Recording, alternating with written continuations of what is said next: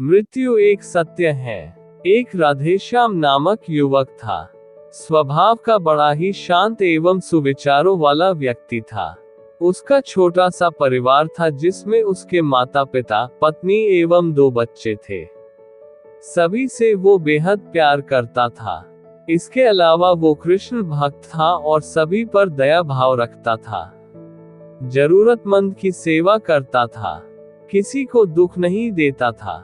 उसके इन्हीं गुणों के कारण श्री कृष्ण उससे बहुत प्रसन्न थे और सदैव उसके साथ रहते थे। और राधेश्याम अपने कृष्ण को देख भी सकता था और बातें भी करता था। इसके बावजूद उसने कभी ईश्वर से कुछ नहीं मांगा। वह बहुत खुश रहता था क्योंकि ईश्वर हमेशा उसके साथ रहते थे, उसे मार्गदर्शन देते थे।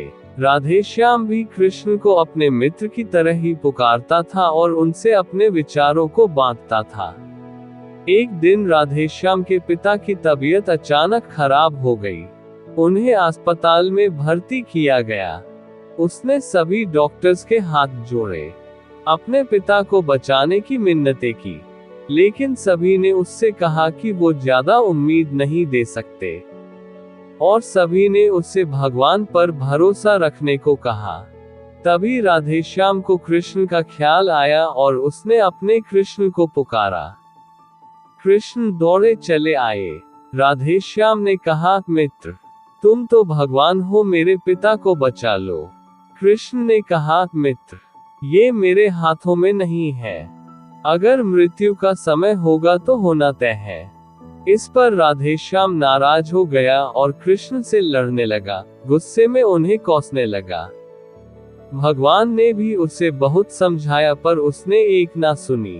तब भगवान कृष्ण ने उससे कहा, मित्र, मैं तुम्हारी मदद कर सकता हूँ, लेकिन इसके लिए तुम्हें एक कार्य करना होगा।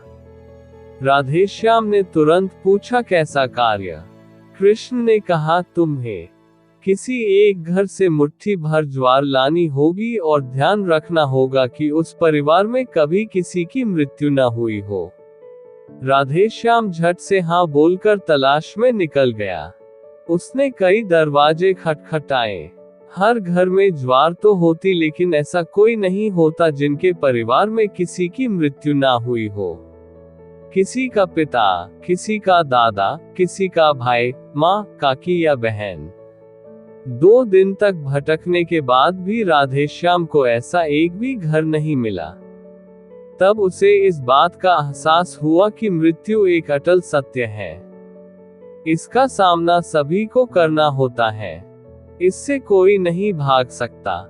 और वो अपने व्यवहार के लिए कृष्ण से क्षमा मांगता है और निर्णय लेता है जब तक उसके पिता जीवित हैं उनकी सेवा करेगा। थोड़े दिनों बाद राधेश्याम के पिता स्वर्ग सिधार जाते हैं। उसे दुख तो होता है, लेकिन ईश्वर की दी उस सीख के कारण उसका मन शांत रहता है।